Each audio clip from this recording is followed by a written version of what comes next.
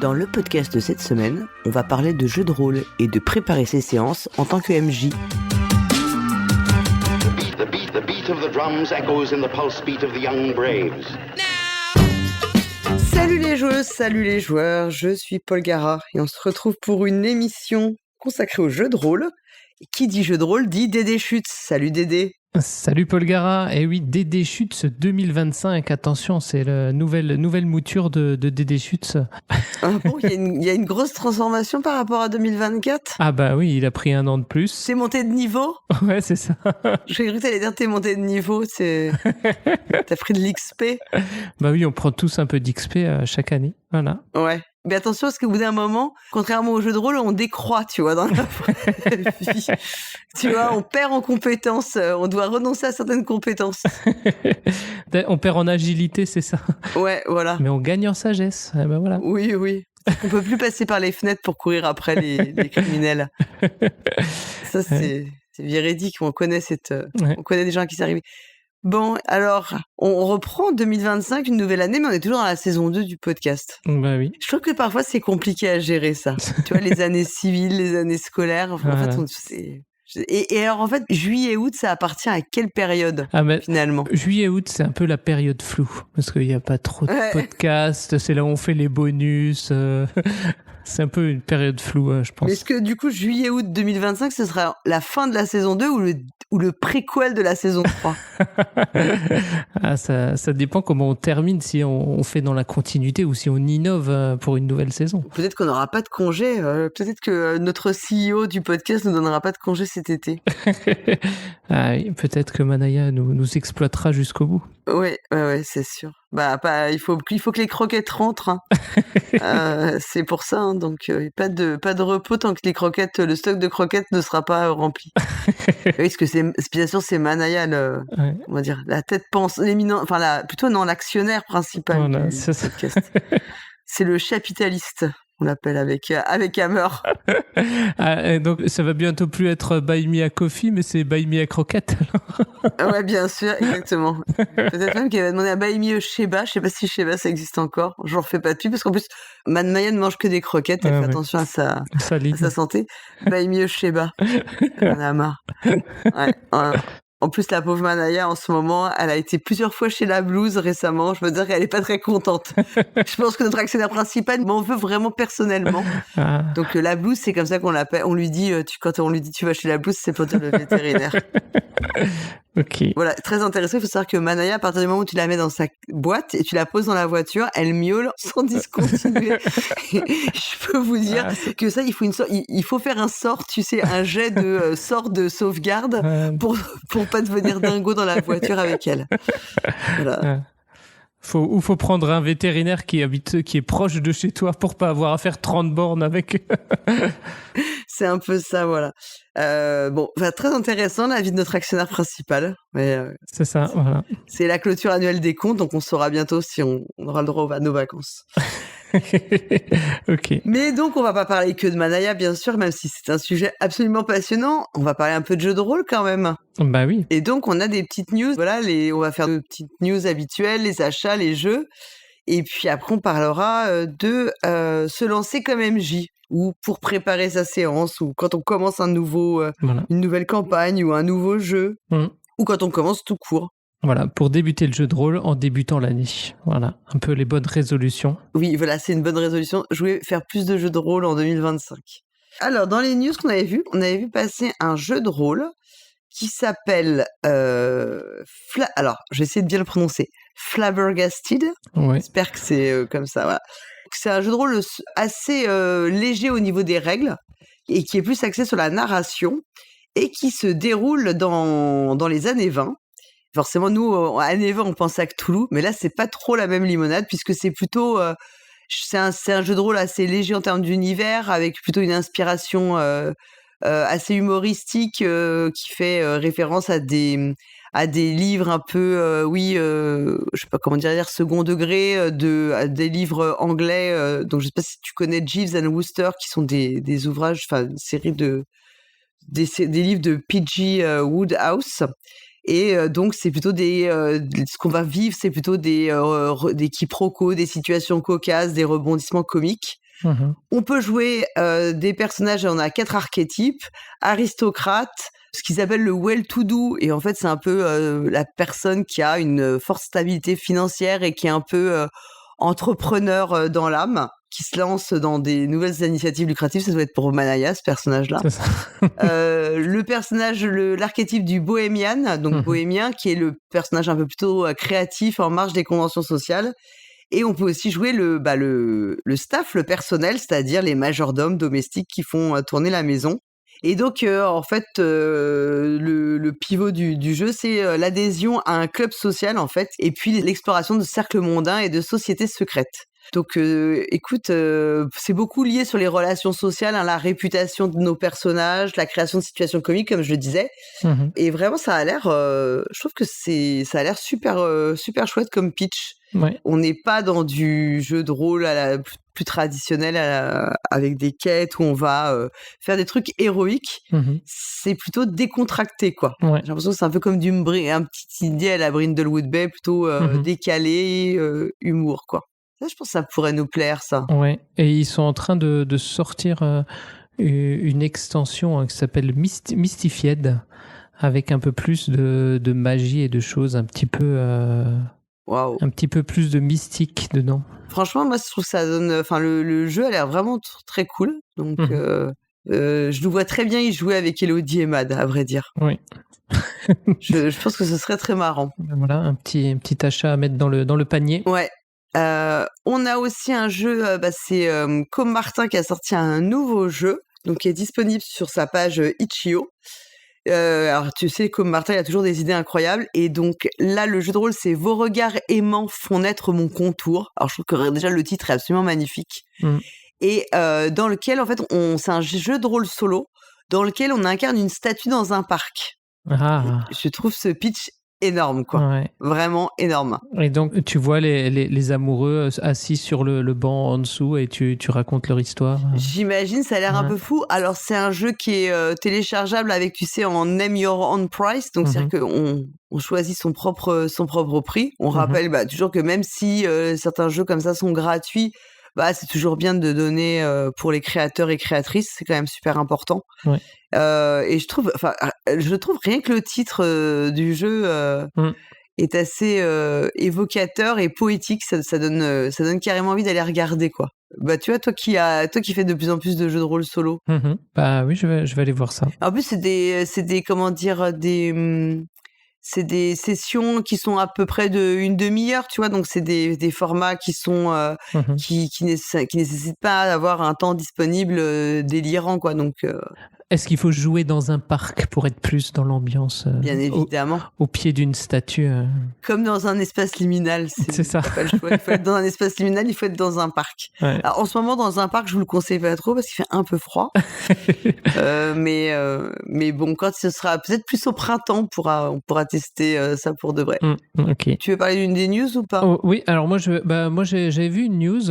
On dit tout le temps, pour faire un jeu de rôle, il faut beaucoup de background et de règles. Quand on dit jeu de rôle, on pense à des gros bouquins épais avec beaucoup de matériaux, quoi, de matériaux, de descriptions de monde et tout ça.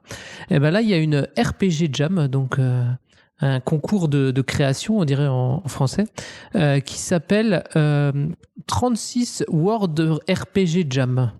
Enfin, 36 World RPG Jam. Donc, il faut faire un jeu de rôle en 36 mots. Waouh. Et donc, il y a une page Itch.io, on vous la mettra dans le billet. J'en ai téléchargé un ou deux et c'est assez sympa ce qu'on arrive à faire en 36 mots. Alors, c'est souvent en anglais, notamment parce que l'anglais synthétise des idées plus facilement qu'en français. Mais alors, de tête, j'en ai vu un. C'est un jeu de rôle solo. Tu jettes un dé de 20. Si tu fais entre 1 et 10, je crois, tu fais... ça doit représenter un jardin. Donc, entre 1 et 10, un parc. Un parc, voilà, tu rajoutes une plante. Ouais. Donc, soit tu dessines, soit tu la décris... tu la décris ou tu l'écris dans ton journal. Si tu fais de 11 à 19, tu décris un petit animal qui est dans le jardin, et si tu fais 20, tu t'arrêtes, tu effaces tout. C'est la fin du jardin. Donc j'ai trouvé, tu vois, des petits trucs. C'est tout con. Il y a 36 mots, et pourtant on arrive, voilà, à avoir à créer une histoire, enfin créer quelque chose, quoi. À créer des histoires. Donc et il y en a, il y a pas mal de gens qui en ont créé sur leur page, sur la Jam. Bon, bah c'est marrant, ça a l'air cool. Bon, de toute façon, on mettra le lien dans le descriptif de l'émission, enfin dans le billet, pour que si ça vous intéresse, vous puissiez aller regarder.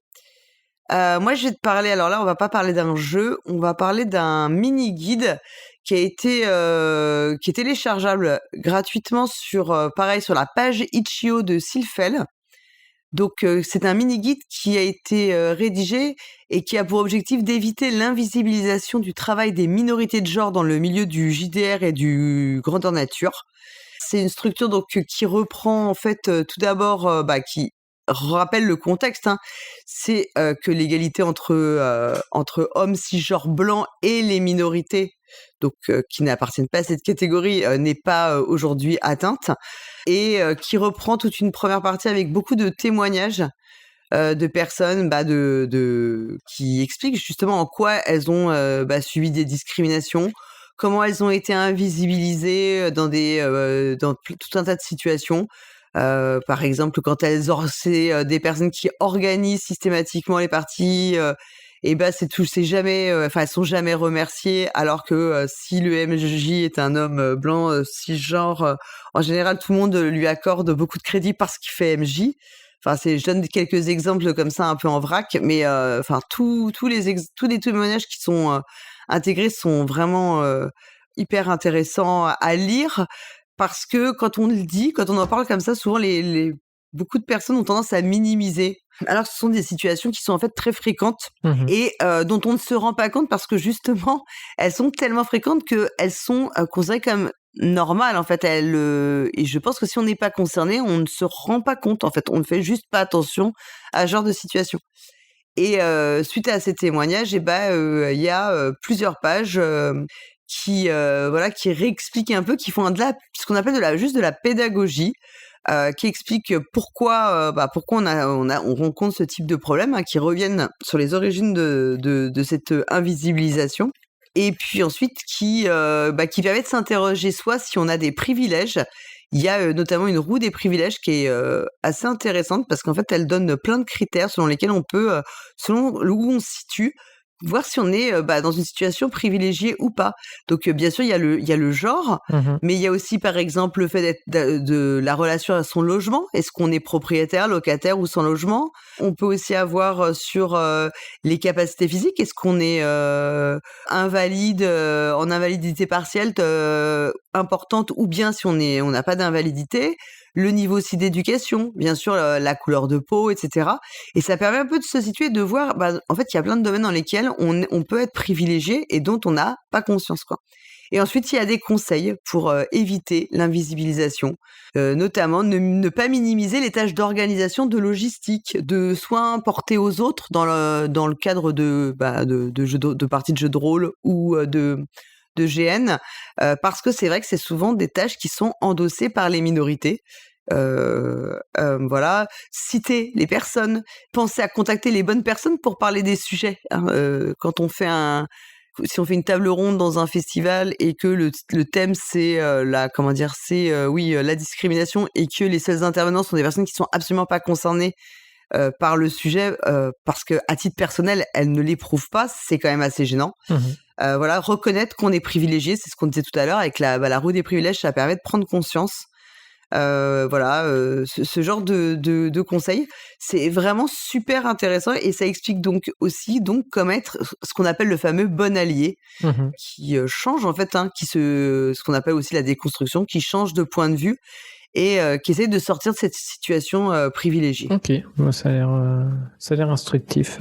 Ouais, c'est super instructif et c'est, je pense que le sujet est pas du tout, même si on parle plus de ces sujets qu'avant, le sujet est pas du tout clos et je pense que la majeure partie des problèmes n'est pas résolue du tout. Hein. Ouais, et ça peut s'appliquer hors du jeu de rôle aussi, quoi, dans la vie de tous les jours. Eh ben effectivement, ça peut s'appliquer même. Enfin, en vrai, il y a les conseils de base qui sont donnés, c'est des conseils qui s'appliquent dans le monde professionnel. Enfin, moi, c'est quelque chose que je vois régulièrement sur le fait de remercier les gens quand ils ont fourni, tu vois, quelque chose. Le fait de remercier, je fais régulièrement, je m'amuse à constater que ce sont toujours les mêmes personnes qui pensent à remercier, tu vois, dans le cadre professionnel. Et j'ai envie de te dire, bizarrement, c'est pas les hommes cisgenres blancs qui remercient grand monde. Voilà. Alors, bien sûr, on va me dire not all men, mais bon, voilà. je ne réponds pas à cet argument, c'est fatigant. C'est ça, ouais. Est-ce que tu avais autre chose dont tu voulais nous parler avant que je compte? Moi, j'ai encore deux petits sujets. Ok, en fait, moi j'en ai encore. Alors, j'ai eu une période YouTube. Je dis toujours que je regarde jamais YouTube, et là, je sais pas ce qui s'est passé. Est-ce que les podcasts que je suis étaient un peu en retard, ou voilà, qu'est-ce que Alors, me dis pas que le point de Paul Gara était en retard, ça c'est faux. Non, le point de Paul Gara, on a toujours pour son argent. Mais si, parce qu'il y avait pas Flavien dans une des dernières émissions, et du coup, au lieu, il faisait que 1h30 le podcast au lieu de faire 3 heures. Donc, j'avais un peu de temps. Et j'ai vu, suite à un message Blue Sky de je crois que c'était Blanche, une vidéo, donc, qui a partagé une vidéo de la bibliothèque d'Alvin, qui a fait une vidéo d'1 heure sur l'origine du jeu de rôle. Et donc, voilà, pour aller plus loin que dire que c'est Gary Gygax, voilà, il cite, voilà, il revient au Kriegspiel et à comment Gary Gygax est venu dans le projet Donjons et Dragons, et comment il a un petit peu voilà, il a un peu mis son nom partout, un petit peu partout, et enlevé son, et que c'est lui qui, en tout cas, que c'est lui que l'histoire retient. Voilà, c'est ça, et que son co-auteur voilà, était un peu en fait, il explique que le co-auteur avait beaucoup de trucs en tête, et que jamais il aurait écrit un truc, et Gary Gygax, lui, il était plus dans le fait d'écrire et de vouloir après commercialiser ça. Donc voilà, c'est lui que l'histoire retient. Mais voilà, c'est bien d'avoir une vidéo bien documentée sur le sujet. Donc je vous encourage à aller la voir. Ça dure une petite heure. C'est assez agréable. Super, bah pareil, on mettra le lien. Il y a aussi Cœur de Woolin. Alors ça c'est pas tout. Enfin, il s'est déjà passé il y a quelques semaines. Cœur du Woolin, pardon. Et c'est vrai que je voulais en parler, puis à chaque fois j'ai oublié complètement. Donc c'est un jeu de rôle qui est proposé toujours sur Itch.io par Kellren. C'est un jeu de rôle en fait de wuxia mélodramatique. Donc tu vois, c'est en fait on va être dans une version fantasmée, fantastique de la Chine ancienne, où les personnages vont accomplir des exploits, un peu comme ce qu'on s'imagine dans j'imagine Tigre et Dragon, tu vois, tout cet imaginaire. Et en même temps, ils vont aussi avoir des relations passionnées, des sentiments très forts. Donc ça mélange un petit peu les deux styles. Voilà, donc on va pouvoir raconter à la fois du wuxia et des relations amoureuses, des relations sentimentales, des amours contrariés, etc. Enquêter sur ça peut reprendre aussi peut-être un peu le juge-t-il, les films, parce que dans les bouquins c'était pas du tout comme ça. Enfin, c'était pas trop le même style, c'était pas du wuxia en tout cas. Et c'est un jeu qui utilise le PBTA, avec un jeu forcément très narratif, évidemment, et qui va jouer donc de façon très simple. Ça, je pense que c'est quand même axé sur les relations interpersonnelles et puis la narration partagée. Ok, ouais, bah ça a l'air. Mais ça a l'air cool. Ça a l'air sympa. Ça a l'air cool. Ouais. Moi, j'avais encore une autre news. En fait, j'ai découvert une chaîne YouTube qui s'appelle. Ah, mais t'as fait que ça, en fait, toi. T'as passé toutes tes vacances de Noël devant YouTube, en fait. C'est ça. Bah oui, j'ai fait un peu de YouTube, et j'ai découvert Imagine ton aventure, la chaîne ITA. Donc c'est Lisa qui nous présente des jeux de solo sur sa chaîne YouTube. Elle a une chaîne Twitch aussi où elle fait des aventures solo, et elle a Alors elle a aussi une boutique où elle vend des petits accessoires pour le jeu de rôle. Et elle a notamment créé des cartes pour jouer en solo à Donjons et Dragons. Donc voilà, elle prend les livres de Donjons et Dragons et avec des cartes événements. Alors je sais que je crois qu'il en existe déjà pour jouer en solo et elle en a recréé après d'autres derrière. Et donc voilà, on peut en tirant des cartes avoir des événements et donc créer son jeu de rôle, voilà, faire sa partie de Donjons et Dragons en solo quoi, pour changer un petit peu. Et donc voilà, dans sa chaîne YouTube, elle présente des jeux de rôle solo. Elle présente des accessoires, elle donne des conseils. Donc c'est une chaîne assez bien fournie. Et elle a une grosse communauté aussi sur Discord, si vous voulez aller suivre son Discord, où sa communauté, on peut avoir une page pour soi pour présenter ce qu'on fait en jeu de rôle solo et faire ses rapports de partie, les publier comme ça sur son Discord. Donc c'est vraiment axé solo, quoi. C'est très axé solo, quoi. D'accord. Elle prend, son truc, c'est jeu de rôle solo. Et en suivant sa chaîne, j'ai découvert quelque chose dont je vous reparlerai peut-être, qui s'appelle Minimal RP. Alors, je ne sais pas si tu connais ça, Minimal Roleplay. Non, pas du tout. Alors, c'est une application et un réseau social qui permet de faire du jeu de rôle par écrit. Donc, comme on faisait le jeu de rôle textuel par forum, voilà, là, il y a une plateforme et on peut trouver des gens pour jouer à des jeux comme ça en textuel. Ou faire aussi des aventures. C'est excellent. Ou faire des aventures en solo. Alors j'ai commencé à faire juste le tutoriel pour le moment. Alors je sais pas, je pense qu'il y a une partie qui doit être gérée pour les solos avec des intelligences artificielles qui font le rôle du MJ, qui te propose des trucs et toi tu réponds. C'est pas mal fait. Je me plongerai un peu plus dedans. Pour le moment j'ai juste effleuré ça. Et j'en reparlerai sûrement un peu plus tard dans la saison. Ok, et c'est une application sur téléphone, quoi. Oui, alors c'est site web, application Android et... Ouais, je suis en train de regarder sur mon téléphone et ouais, je l'ai sur iOS. Ouais. Et iOS aussi, voilà. Donc on va regarder ça et je pense qu'on vous en reparlera un peu plus quand on aura joué. Bon bah je suis en train de l'installer du coup. Ah bah voilà. Pour aller voir ce que c'est. Ok. Et il y a une version française ou c'est en anglais? Ah non, ouais, il me propose de... C'est du français. Ouais, il me propose de choisir ma langue en fait. Il y a 5 langues disponibles. Ok. Bon, bah écoute, c'est installé chez moi. Voilà, à tester, on testera ça. Et on va tester, ça peut être marrant, franchement. Voilà.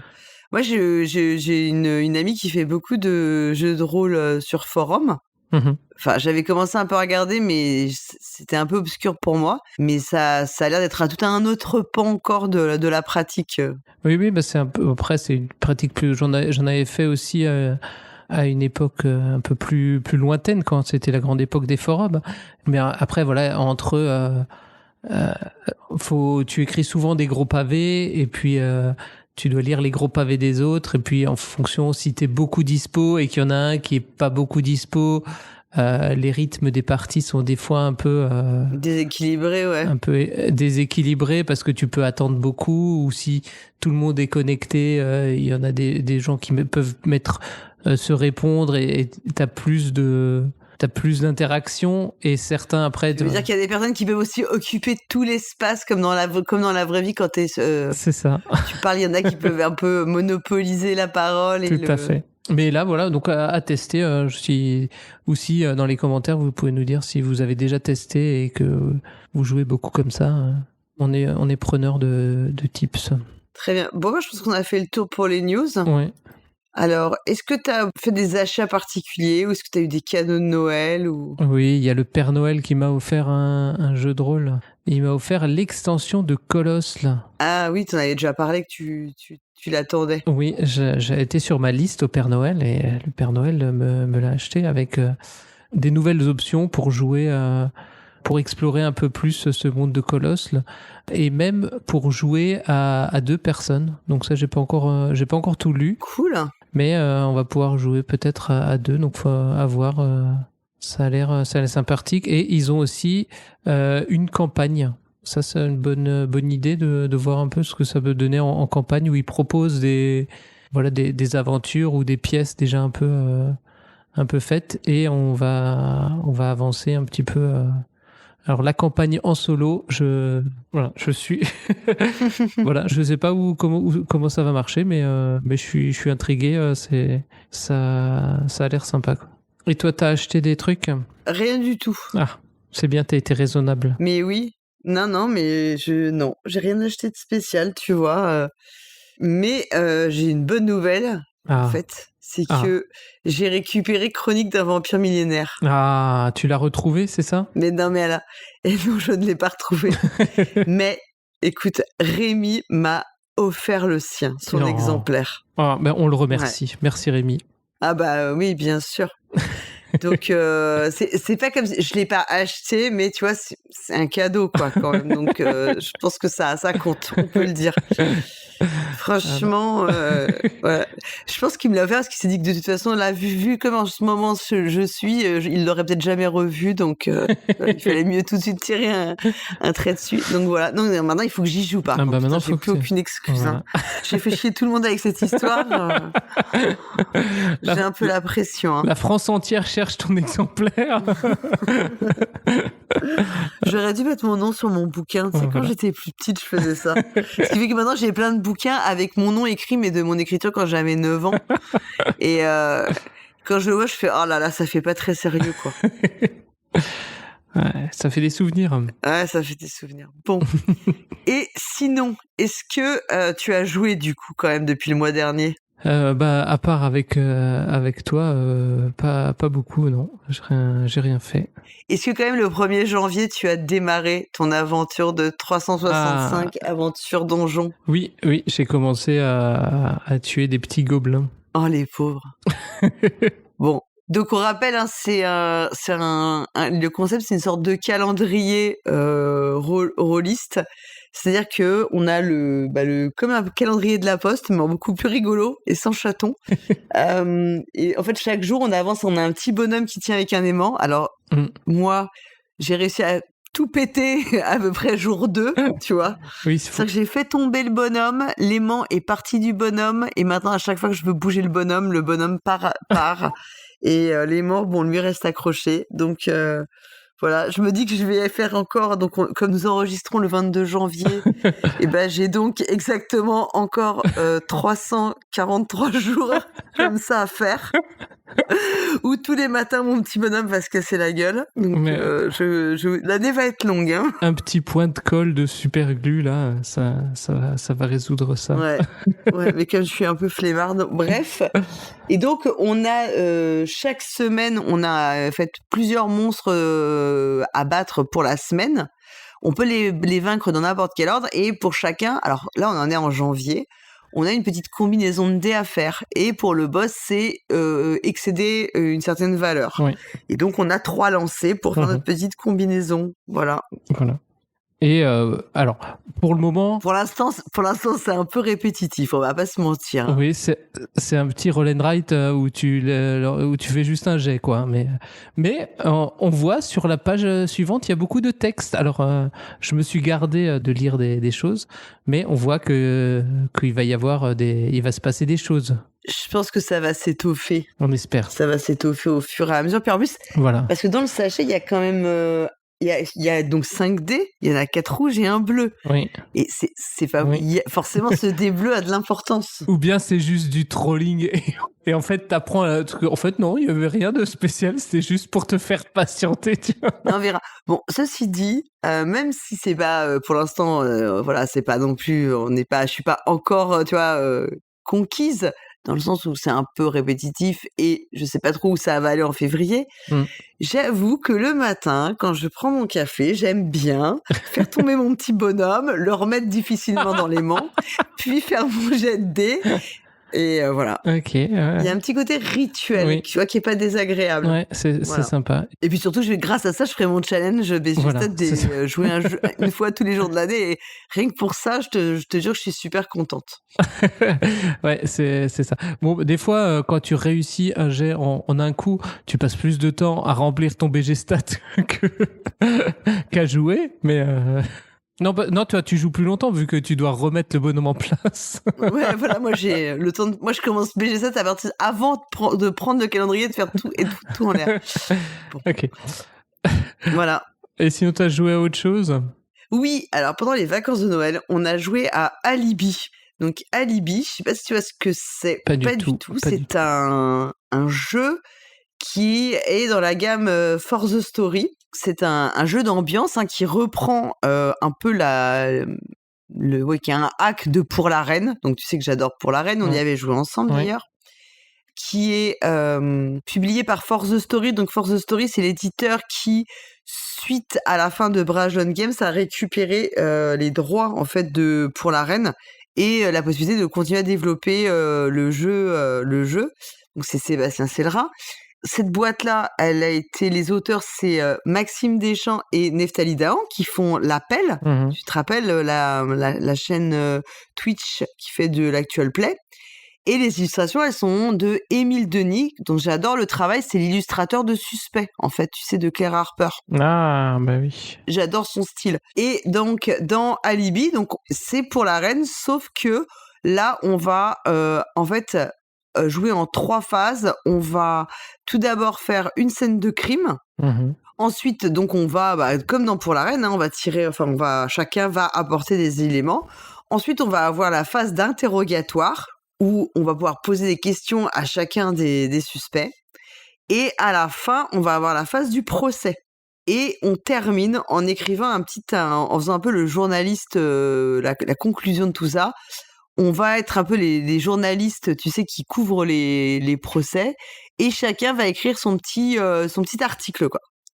Et vraiment, écoute, moi, ce que j'aimais beaucoup dans Pour la Reine, c'est que Pour la Reine, c'est très simple. Je tourne les cartes et il y a vraiment... Tu réponds, ouais. Ça va au plus simple et t'as l'essence même de l'impro avec le cadre des questions et ces questions qui sont, comme je disais tout le temps, super bien écrites, super subtiles, etc.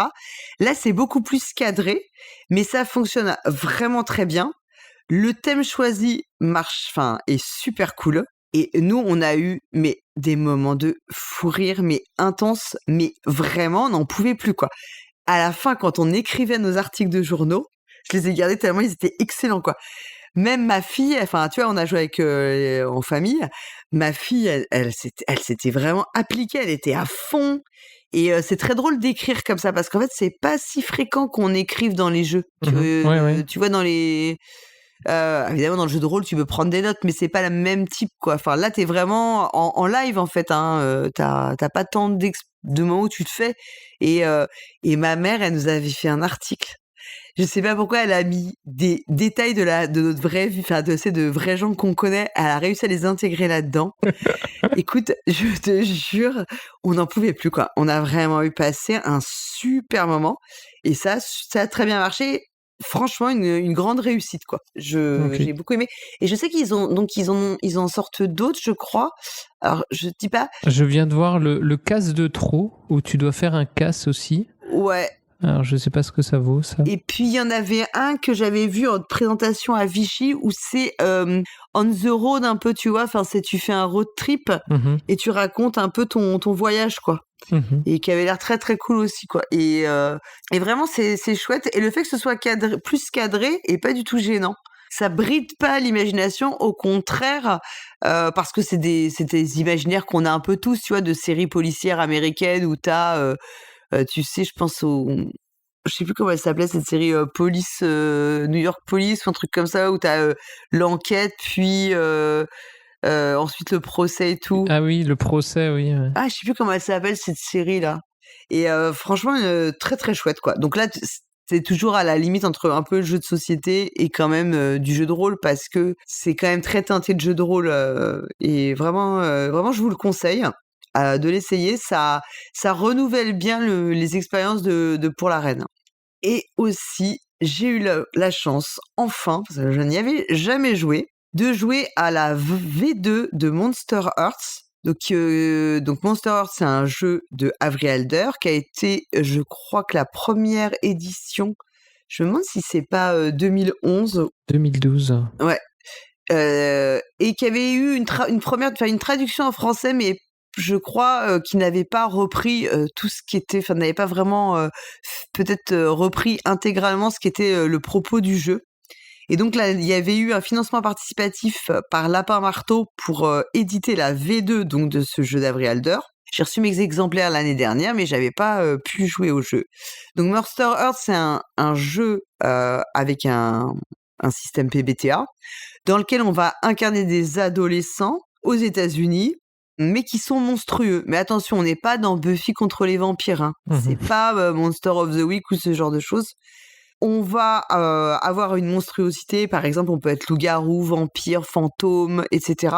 Mais en réalité, ces monstruosités, que je mets entre guillemets, symbolisent un peu des troubles qu'on pourrait avoir et qui peuvent être des troubles, par exemple, l'archétype qu'on appelle la mue dans le jeu de la goule, qui a tout le temps faim, c'est pour parler des troubles alimentaires. La mue du vampire, c'est pour parler des personnes qui ont des difficultés avec le consentement.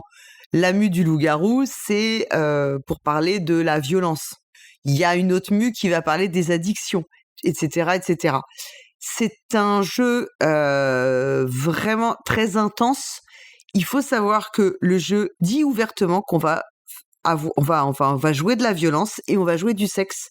C'est un parti pris du jeu, il faut le savoir avant de jouer. Donc si vous êtes vraiment pas à l'aise avec ça, je pense le jeu, pour le coup là, il faut, il faut pas y jouer. C'est aussi un jeu qui va explorer aussi les identités queer. Et c'est vraiment un jeu militant en ça de Avery Alder, donc qui est la game designeuse.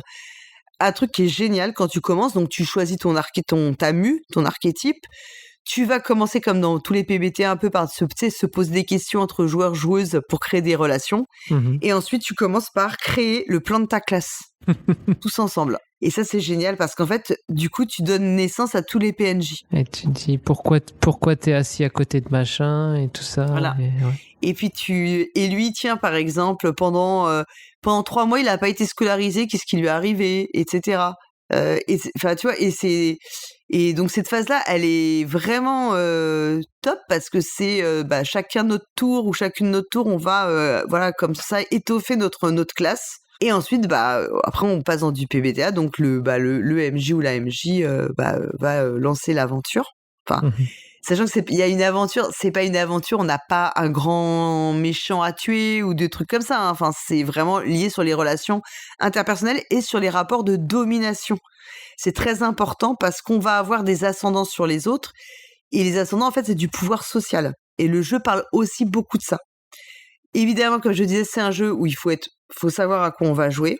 C'est un jeu dans lequel il faut bien définir à l'avance, avant de commencer, tu vois, ce qu'on veut, les lignes et les voiles. Il y a bien évidemment une carte X, etc., etc. Moi, j'ai vraiment adoré l'expérience. C'est vraiment génial. Le jeu est ultra, ultra intense. Il faut jouer avec un groupe où on est tous responsables de nous-mêmes, mais aussi des autres autour de la table. Tu vois, c'est pas juste le MJ ou la MJ qui doit faire attention. On fait tous attention. Il y a quand même l'idée qu'on doit faire tous attention les uns aux autres pour que l'expérience elle soit la mieux possible. Donc voilà, j'ai été vraiment bluffée. J'en attendais beaucoup et je n'ai pas été déçue. C'est cool ça. Ouais. Donc voilà, c'est un peu tout pour les expériences de jeu. C'est déjà pas mal en fait. Hein, d'accord. Et on va pouvoir parler un peu du thème. Tu m'as dit débuter l'année, voilà, en tant qu'MJ. En tant qu'MJ ou débuter une campagne. Voilà. En fait, l'idée aussi était venue du Discord où on nous avait demandé là je vais commencer une campagne ou un scénario du commerce. Comment vous me conseillez de faire? Parce que autant si on a créé le scénario, on l'a un peu en tête, mais la question de base c'était on a un scénario du commerce qu'on achète, comment on s'en sort pour ne rien oublier, sur des scénarios plutôt guidés du commerce quoi. Moi je lis d'abord une fois tout le scénario tel qu'il est en un coup, comme si je lisais une histoire, parce que dans le scénario, il y a déjà des résolutions. Donc voilà, pour mettre dans l'ambiance, je lis le scénario une fois. Et ensuite, je reprends un peu les grandes lignes, mais en me mettant, en m'imaginant étant un joueur, et en me disant qu'est-ce que je ferais si on me posait ça. Donc comme ça, on a déjà un premier axe et on peut déjà se visualiser déjà un peu la partie, même si voilà, on peut imaginer tous les mauvais choix qu'on fera en tant que joueur ou joueuse. Ouais. C'est ça, voilà, tous les mauvais choix pour voir un peu ce que la partie pourrait donner dans sa tête. Même si on peut imaginer 5 résolutions pour un problème et que forcément ce sera encore autre chose qui sera proposé par les joueuses le jour de la partie, quoi. Après, ce que je fais aussi, c'est que je note des choses dans les bouquins. Soit si c'est du quelque chose d'imprimé, on peut mettre du stabilo. Après, les papiers glacés et le stabilo, c'est pas forcément c'est pas forcément bon ménage. Mais voilà, je note au crayon des choses dans la marge, des trucs qu'il faut penser à dire aux joueurs, genre les phrases importantes qui vont donner des clés pour l'enquête qui va bien, si à ce moment-là on parle d'un PNJ dans le scénario et qu'il y a une feuille de PNJ à la fin, et des fois ils mettent pas forcément le rappel qu'il y a une feuille de PNJ ni la page, donc là je me mets dans la marge, la page 200, il y a le profil de ce PNJ pour aller voilà, s'il faut montrer une photo ou un dessin de ce PNJ, on peut faire ça et voilà, de s'approprier en fait le scénario en gros, en faisant des trucs, voire barrer des parties, des petits bouts de texte qu'on dit bon, ça peut pas m'intéresser, ça je vais pas le faire parce que voilà, je me sens pas de le faire. Et après voilà, il y a toujours dans les scénarios des choses, même des amorces pour les PNJ quand on interagit justement avec les PNJ. Les PNJ, ils ont des premières phrases. Après, voilà, ils proposent un peu leur. Oui. Ils donnent voilà leur comme quand on va dans un jeu vidéo, paf, les 2 premières phrases sont déjà un peu écrites. Ça permet déjà d'avoir les premières interactions. Voilà. Ouais, c'est vrai que souvent s'ils disent, voilà, si les personnages, si les PJ leur parlent de tel sujet. Voilà à peu près l'idée de ce que répondra le PNJ, etc. Voilà. Quoi. Et souligner le mot, même si on lit pas et qu'on reformule ce que dit, bien souligner, voilà, aller à la cave, ça s'est passé dans la cave, donc souligner le mot cave pour mettre, voilà, le placer, même si on reformule ce genre de choses, quoi. Ouais, c'est vrai que si on parle vraiment sur le fait de préparer un scénario en particulier, parce qu'après on pourrait reparler de préparer les règles, on en reparlera après. Oui. C'est vrai que en général, de toute façon, il vaut mieux quand même avoir une vision globale du scénario, de savoir quels sont les enjeux et d'identifier les points un peu. Alors, dans beaucoup de livres, je trouve que c'est quand même de plus en plus mis en avant ou mis en exergue, en tout cas, quels sont les points cruciaux, en fait, les points de passage un peu indispensables du scénario. Ouais, les checkpoints, quoi. Voilà, exactement, les checkpoints, c'est les endroits où à un moment, il va falloir que tes joueuses aillent pour vraiment faire avancer l'intrigue. Et ce qui est vrai, c'est que toute la difficulté, c'est si pour une raison inconnue, parce qu'en principe, c'est vrai que quand tu lis, tout ça a une logique. Oui. Or, on sait très bien que quand on est en jeu, c'est pas du tout aussi logique que ça, en fait. Ouais. Parce qu'on n'a aucune idée de la finalité. Nous, une fois que t'as tout lu, oui, ça te paraît logique, mais en fait, c'est pas c'est le nombre de fois où t'as les joueuses qui partent dans une direction sur de base tout autre, c'est assez fou. Donc c'est vrai qu'après, il faut aussi voir comment t'arriveras de toute façon à les ramener à ces checkpoints, en fait. Si tu veux que l'intrigue, elle avance. Et il y a aussi la question de l'ordre, parce que les choses vont pas se faire dans l'ordre logique selon lequel les auteurs ou autrices du scénario l'ont écrit en réalité. Et ça, c'est parfois, je trouve que c'est parfois le plus difficile à gérer. Du coup, c'est quand tu prépares, c'est un peu là qu'il faut que tu puisses voir comment raccorder. Oui, et insidieusement les donner dans l'ordre. Surtout, en fait, il y a des scénarios où il y a l'histoire de ce qu'on fait et il y a un autre truc qui se passe en parallèle. et que si on joue le scénario dans l'ordre défini par les auteurs, ça passe parce que voilà, on va d'abord voir machin, on va voir un truc, et quand on revient voir machin, et si on va voir une troisième personne, bah, cette troisième personne est décédée parce que la première personne est allée tuer. Mais si on est allé voir directement la troisième personne, comment gérer quand on revient voir la première? Enfin voilà, c'est ça qui peut des fois être un peu difficile, quoi. Et déstabilisant en jeu, en fait. Oui. Parce qu'en vrai, on n'a pas si besoin que ça de tout connaître à fond. Enfin, je pense que ça dépend aussi. Il y a des personnes qui vont vouloir tout connaître à fond de leur scénario parce que ça va les rassurer. Et il y a d'autres personnes comme moi qui sont un peu plus flemmardes, qui lisent beaucoup en diago et qui se disent non, mais de toute façon. Donc, ce qu'il faut, c'est avoir les idées clés. De mon point de vue, enfin pour moi en tout cas, ça marche comme ça. Moi, j'ai besoin d'avoir les idées clés. Et après, t'as toujours le temps parce qu'il y a toujours des moments où tes joueuses, elles vont parler, discuter et tout.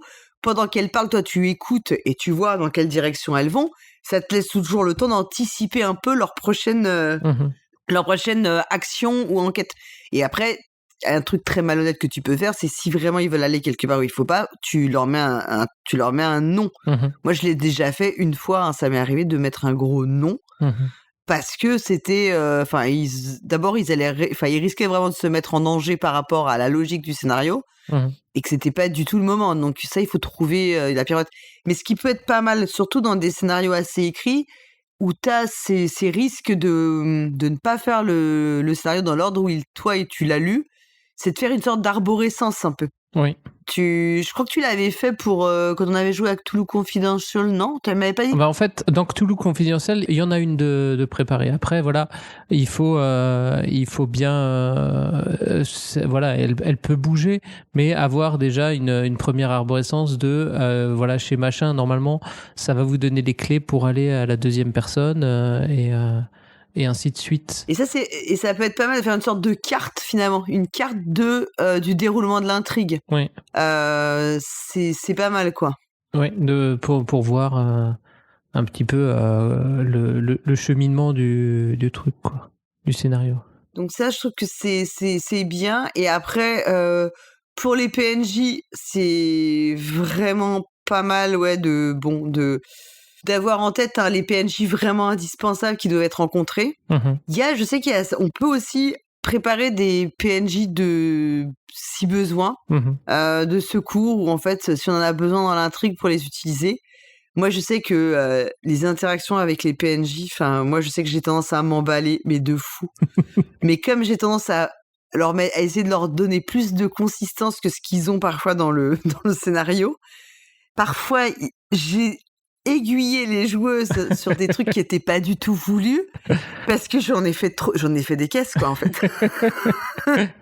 Alors qu'en fait, c'était juste le boulanger, il voulait juste acheter une baguette, quoi, c'est ça? Ouais, voilà, c'est ça. Il n'avait pas de nom, tu vois, dans le scénario, donc en fait, il n'était pas. Ça va dépendre aussi de votre tempérament en tant que MJ, mais ouais, j'adore les PNJ. Je peux pas, c'est un truc de fou, quoi. Moi, je voudrais être PNJ dans la vraie vie, en fait. Je voudrais faire tous les PNJ de la vraie vie, tu vois. Mais tu es sûrement le PNJ de ton boss, hein. Ton boss, il te voit comme un PNJ, sûrement. Moi, j'ai des souvenirs mémorables, hein. Bon, forcément, le cuisinier de Brindlewood Bay, hein, sur le yacht, on s'en souviendra toute notre vie, mais bon, ouais, donc ça, c'est à soi aussi de savoir si on a vraiment envie de rentrer dans cette partie-là, qui est encore une gestion différente du jeu, en fait. Et parfois, j'invente des PNJ qui ne sont, au fur et à mesure, hein, j'avoue. Hein. Ouais, bah après, voilà. C'est rare que j'aille préparer les PNJ à fond à l'avance, quoi. Oui, après, voilà, il existe des tables aléatoires pour des noms. Si vous voulez vraiment leur donner un nom, si vous n'avez pas d'idées pour des noms, ou voilà, le nom de votre boulanger, justement, hop, vous l'utilisez pour un PNJ un peu modifié, et voilà. Pour les PNJ, pas forcément après se mettre trop la pression non plus de vouloir faire des accents et des trucs comme vous avez pu voir. Comme certaines personnes de ta connaissance. Non, mais souvent... Qui ne font pas très bien l'accent mexicain. C'est ça. Quand j'y repense, j'ai honte, putain. Non, mais on peut Mon Dieu. aller en convention, on tombe sur un super MJ qui fait des accents et des trucs, et on se dit, punaise, mais moi, j'arriverai jamais à faire des accents et me mettre comme ça en scène de trucs. Faut pas non plus se mettre la pression, faut simplement répondre normalement. Voilà, c'est pas non plus, voilà, c'est pas du théâtre non plus, quoi. C'est juste jouer la réponse d'un personnage, quoi. Et après, moi, je suis assez adepte du stabilo aussi. Mm. Mais donc, sur les livres, ben non. Du coup, je fais un truc pas du tout écologique, hein, parce que je photocopie les pages. Alors, évidemment, je ne photocopie pas toutes les pages, hein, je photocopie pas quand c'est des pages d'illustration, mais j'aime bien avoir la version, tu vois, et que je peux stabilo bosser, où je peux mettre des annotations et tout. Parce qu'en fait, moi, j'ai l'impression, quand je stabilo, avec le stabilo, j'ai l'impression d'avoir mieux lu, tu vois. Ok. C'est totalement illusoire, mais c'est pas grave, ça me fait, voilà. Et après, il y a là aussi la préparation des règles. Donc ça, parce qu'on joue parfois dans des systèmes qu'on connaît bien. Mhm. Et puis parfois aussi, on se lance, on décide de faire jouer les gens dans un système d'un jeu auquel on n'a jamais joué. Donc moi, je sais que je fais des fiches de synthèse, en fait. Vraiment. Ouais. Si je fais pas de fiche de synthèse, si je lis comme ça, je retiens rien. Et puis c'est bien aussi de la fiche de synthèse de la donner aux joueuses même quelques jours avant, en disant ça c'est la synthèse d'un peu des actions. Vous pouvez déjà la lire et vous en imprégner, et voilà, si vous cherchez comment faire un test, voilà, c'est noté dans cette fiche, et donc ça permet aux joueuses de s'approprier aussi le jeu pour un peu alléger la part du MJ, quoi. Mais j'aime bien aussi, oui, faire des choses, et notamment des fois pour les combats, c'est les résolutions de combat sont des fois un peu compliquées dans certains systèmes. Je sais que moi, j'avais dans Metal Adventure, il y avait des règles de combat spatiaux. J'ai dû faire un arbre comme de programmation, en disant, alors lui il fait ça, alors si tu réussis le test, tu as l'avantage, donc tu peux tirer avec un truc, et donc le pilote il doit après refaire un autre test pour se remettre en avantage.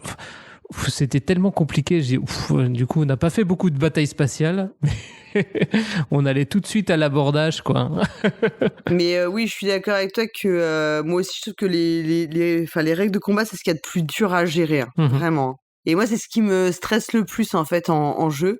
Ce qui fait qu'il m'arrive très souvent d'alléger quand je sens que ça devient... Enfin, que le fait de... Comment dire ? Que le fait de les gérer allait allait nuire, en fait, à l'intrigue. J'hésite pas à passer un peu outre, hein. Je sais je pense qu'il y a plein de gens qui seraient pas d'accord, ouais. Mais je pense qu'un bon combat en jeu de rôle, ça doit être expéditif. Soit tu défonces, ouais. soit tu dois défoncer le monstre, en fait. Ou tu te fais défoncer et tu te barres en courant. Mais les combats qui s'enlisent, c'est jamais, c'est jamais intéressant. C'est-à-dire que quand ça fait 1 heure qu'on tape et qu'on enlève 4 PV par 4 PV à une créature qu'on a 200, tu vois, en vrai, c'est super chiant à faire. Oui, c'est ça. Qui fait que, j'avais eu l'exemple récemment, ce que j'avais fait, c'est que, pour qu'il y ait quand même un peu d'adversité, je faisais le combat au départ normalement et j'attends que quelqu'un fasse un très bon jet. Tu vois, d'une manière ou d'une autre, et à ce moment-là, j'essaie de résoudre un peu le combat de façon plus narrative, pour que finalement, parce que imagine, tu fais juste une toute petite réussite et comme il reste qu'un PV, tu fais juste un PV de dégâts et là le monstre meurt. En fait, c'est nul narrativement. Oui. Tu vois ce que je veux dire ? Enfin, c'est pas. Alors que si t'as un coup d'éclat, ça peut justifier finalement que Voilà, de faire un peu plus de. Ouais, c'est pas bête. Après, moi je dis, bien sûr que je sais que les règles sont très importantes, mais enfin, c'est toujours pareil, ça dépend de nos attentes à chacun et chacune quand on joue. Moi, j'aime pas qu'elles prennent le pas, enfin, que le respect de la règle, je pense qu'il vaut mieux jouer dans l'esprit du jeu que dans le respect stricto sensu de la règle, en fait. Oui. Parce que la règle, elle existe pas pour elle-même, elle est là pour porter, pour sous-tendre le jeu, et enfin voilà, c'est un outil du jeu, en fait. Oui, c'est pour porter le propos, de mettre de l'attention. Si ça fait que embrouiller les gens et ralentir et faire sortir de son personnage et passer et dire ah mais attendez là la règle faut que je vais reprendre mon livre, alors c'était page combien, tu retrouves pas la page parce que c'était un petit truc donc ça fait perdre du temps autant de dire voilà bah tu fais un jet sur 4 et plus ça passe et voilà. Ou improviser des choses, ça peut Ouais. En regardant derrière le paravent, tu dis attends, tu fais un jet, vas-y. Ouais, c'est bon, t'as réussi. Non, mais c'est clair. Et après, il y a le truc qui est fondamental, on l'a pas dit, mais je pense que c'est la pierre angulaire pour avant de commencer quoi que ce soit en fait, un scénario, une campagne, de se lancer dans un jeu de rôle, bah, c'est de savoir avec qui tu vas jouer et de définir clairement les attentes en fait de tout le monde. Oui. Est-ce que les gens ils sont plutôt là pour l'histoire, la narration, ou est-ce qu'ils veulent vraiment des choses, enfin tu vois, un système ils sont plus attachés à ce que ce soit plus simulationniste ou plus tu vois technique un peu. Ouais. Est-ce qu'on est ok sur ce qu'on a envie de jouer en fait? Ouais, voilà, si on veut faire plutôt de la politique ou du combat, c'est pas. Oui. Ça va pas être les mêmes scénarios, quoi. C'est pas la même chose. Voilà, exactement. Même au sein d'un même jeu, ça peut parfois, on peut faire des choses assez différentes même au sein d'un même jeu.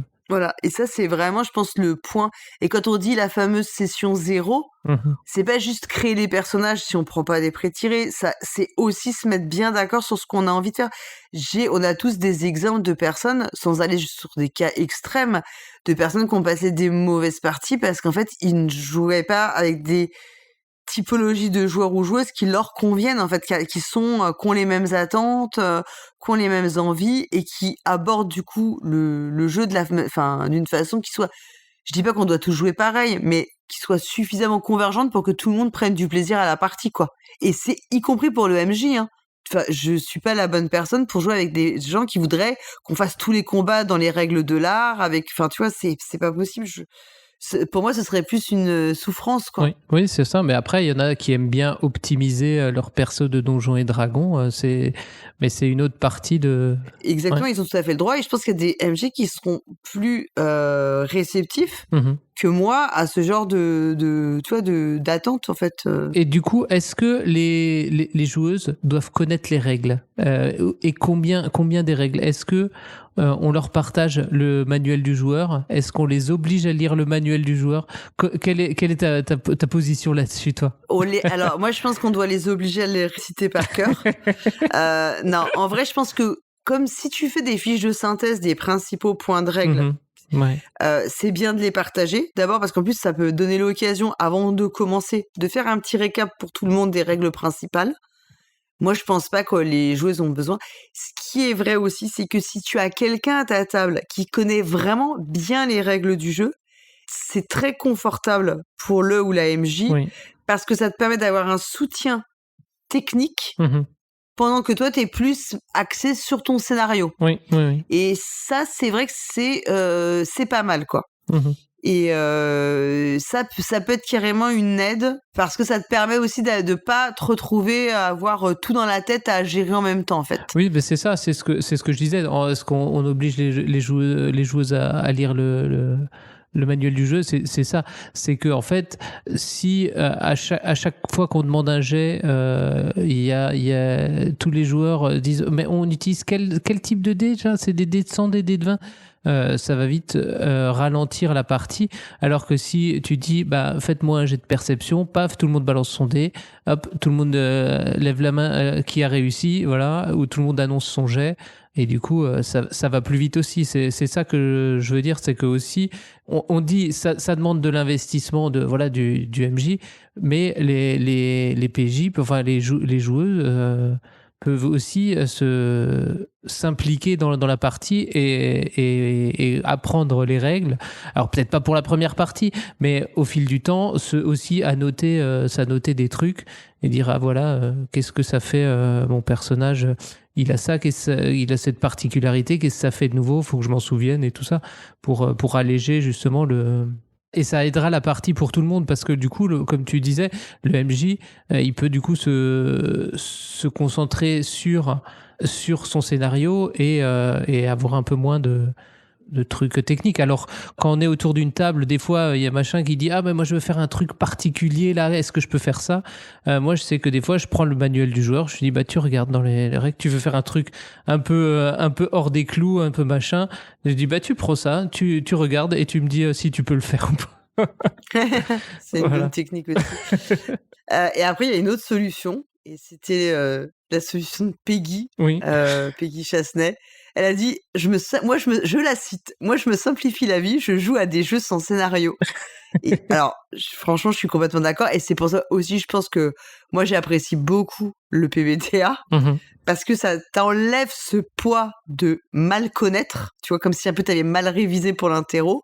Ensuite, ça implique également que en jeu, tu vas être beaucoup plus, de fait, tu vas devoir être beaucoup plus dans l'improvisation, concentré dans l'improvisation et savoir rebondir. Et c'est-à-dire que tu dois vraiment bien écouter pour pouvoir réutiliser tout ce que disent tes joueuses pendant en partie, quoi.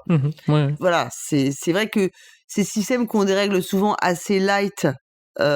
Et puis où il y a très peu de choses qui existent au départ. Si on reprend l'exemple de Brindlewood Bay auquel on a joué ensemble et dont on a déjà parlé, bah c'est vrai que un scénario, donc on a le cadre général de Brindlewood Bay, les joueuses créent leur perso et quelques interactions et quelques éléments de background, et ensuite on a les scénarios, c'est un pitch de quelques lignes, c'est 7-8 PNJ qui tiennent en 3 lignes, et puis une liste d'indices qui seront potentiellement trouvés par les joueuses, quoi. Et ça s'arrête là. En fait, ça tient en 3-4 pages, enfin un max, quoi, tu vois. 3 pages, on va dire. Et puis 3 lieux un peu. Tu vois, 3 lieux, enfin c'était comme ça. Donc ce qui est vrai, c'est que où tu vois Xavier Laporte, quand je l'avais interviewé pour les Miaulements d'Ultar, c'est ce qu'il fait aussi. Il a quelques débuts de scène, en fait, qui sont écrits, mais après pas plus que ça. Mais c'est vrai que ça, c'est une autre technique, quoi. Mais qui est pas désagréable, mais qui est peut-être plus fatigante, entre guillemets. Oui, t'as moins sur quoi t'appuyer. Donc voilà, je sais pas si on a fait le tour, si on a d'autres choses à dire. Voilà, on a fait le tour. De toute façon, si vous avez d'autres questions, vous pouvez nous les poser sur le Discord. On y répondra. On pourra tous en parler ensemble et tout. Mais aussi, si on a envie de se lancer, il faut se lancer. Hein. Oui, c'est ça. Il faut se lancer. Non, mais si on n'a jamais été MJ et qu'on a envie de le faire, bah il faut le faire. Parce que voilà, j'ai envie de dire, il faut faire ce qu'on veut et ce qu'on aime dans la vie. C'est ça. Si vous jouez avec des vrais amis, ils seront tolérants avec vous. Bien sûr. Et puis même des jeux, même si on se dit, j'ai jamais joué à tel jeu, je me vois pas être MJ, en fait, si, c'est faisable. Alors moi, je fais juste une exception pour 7e Mer, parce que je voudrais vraiment y jouer avant d'être MJ. Voilà, donc ça arrivera, j'espère, un jour quand même. Mais par exemple, tu vois, Maléfice, personne d'entre nous n'y avait joué. Hein. Ouais. Et puis, ça, on s'en sort, quoi. Oui. On gère. On a très bien fait tourner les tables et parler aux fantômes la dernière fois. Oui. Aux fantômes, c'était très cool, ça, quand même. Très bon moment. Voilà, mais surtout, si on a envie, il faut le faire. Hein. J'allais dire un peu un Yoko, mais la vie est trop courte pour se poser des questions métaphysiques. YOLO, comme disent les jeunes. Alors, les jeunes, mais de quelle année, Dédé ? Ah je ne sais pas. Voilà. Bon, écoute, merci beaucoup pour cette petite discussion et tous ces bons conseils. De rien. On se revoit le mois prochain. Oui. Le mois de février, c'était un mois tendu. On trouvera bien un petit créneau dans les agendas pour faire, parce que ce serait dommage d'en louper une. Oui, c'est ça. J'ai un challenge, pas BG Stat, mais Podcast Stat, de obligatoirement faire l'émission de jeu de rôle mensuelle. Il n'y a que juillet-août où tu as le droit d'y échapper. Ah, ok. Je note dans mon podcast Stat. Remercie donc tous les auditeurs et auditrices qui ont écouté le podcast. Et puis on se dit au mois prochain alors. Oui. Salut. Ciao.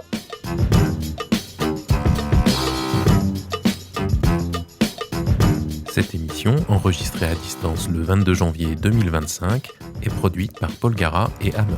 Toutes les informations utiles et les titres des jeux abordés dans cette émission figurent dans le billet de cet épisode sur notre site lepointdepolgara.fr en un seul mot. Ce podcast est totalement indépendant. Son contenu est libre et non sponsorisé. Retrouvez-nous sur les réseaux sociaux, Facebook, X, Blue Sky ou Instagram sur le compte de Polgara. Et surtout, venez discuter de cette émission et de tout autre sujet sur le serveur Discord du podcast. Merci d'avoir écouté Le Point de Polgara et à très bientôt pour une prochaine émission.